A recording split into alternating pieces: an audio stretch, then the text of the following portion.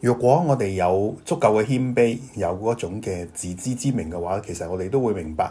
自己嗰種嘅好有限啦。我哋冇法子去認識、了解同埋清楚咧，我哋行緊嘅路。好多時候咧，我哋都對自己啲決定咧好多嘅懷疑啦咁樣。咁用個例子，我哋去行山或者去揸車或者咧要揾路嘅話，其實我哋都好需要咧用一啲地圖啊，而家用一啲嘅導航嘅軟件啊等等嗰啲咁樣。咁但係我哋用得呢啲軟件，用得呢啲參考嘅話咧，若果我哋又唔聽佢嘅引導咧，其實個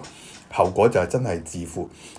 大家可能都試過，有時你行下覺得唔好似喎，究竟係咪咁行㗎咁樣？係要行到尾咧，我哋先明白原來係即係雖然幾咁迂迴、幾咁曲折都好咧，其實都可以最終去到目的地嘅咁樣。今日睇約瑟睇到呢個約瑟同一班兄弟嘅復和嘅場面。大家知道約瑟嘅故事就係一個俾父母寵愛嘅，特別係爸爸寵愛嗰位嘅太子爺啦，係咪？咁但係就因為佢被寵愛咧，就俾啲阿哥妒忌，甚至被出賣。佢被賣嘅日子裏邊，佢心裏邊一定感到好苦痛，好多嘅苦澀喺裏邊。於是佢生嗰兩個仔，第一個就話將我忘記咗以前啲嘢啦。第二個咧就話我唔理咁多啦，我係喺呢個地方咧興盛就算啦咁樣。但係神好有趣，因為饑荒咧就將嗰班嘅阿哥帶到佢嘅面前。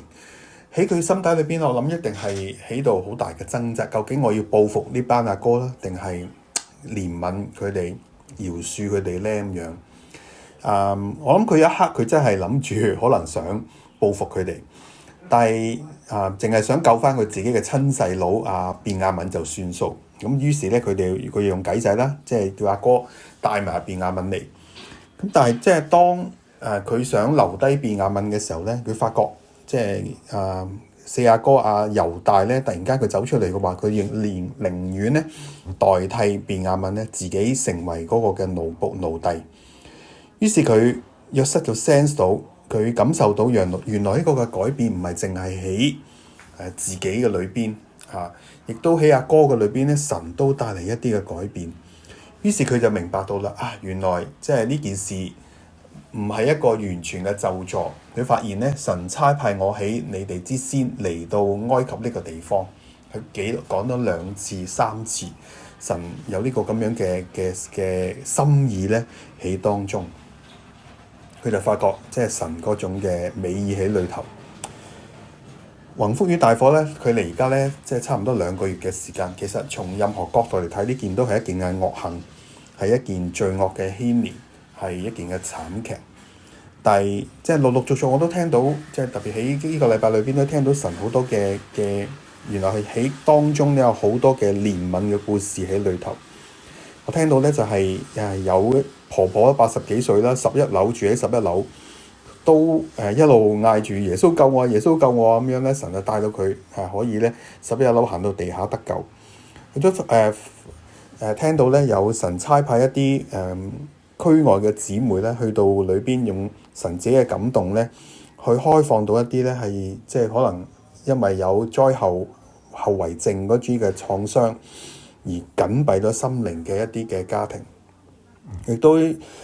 聽到咧有神感動一啲嘅弟兄姊妹，佢哋準備咗整咗一啲嘅love peace 等等嘅五色珠，佢哋去到一個咧係應該收容咗一啲災民嘅地方，但係冇法子揾到佢哋，但係神為佢哋開路，可以咧將啲嘅珠鏈咧係送俾嗰啲嘅災民。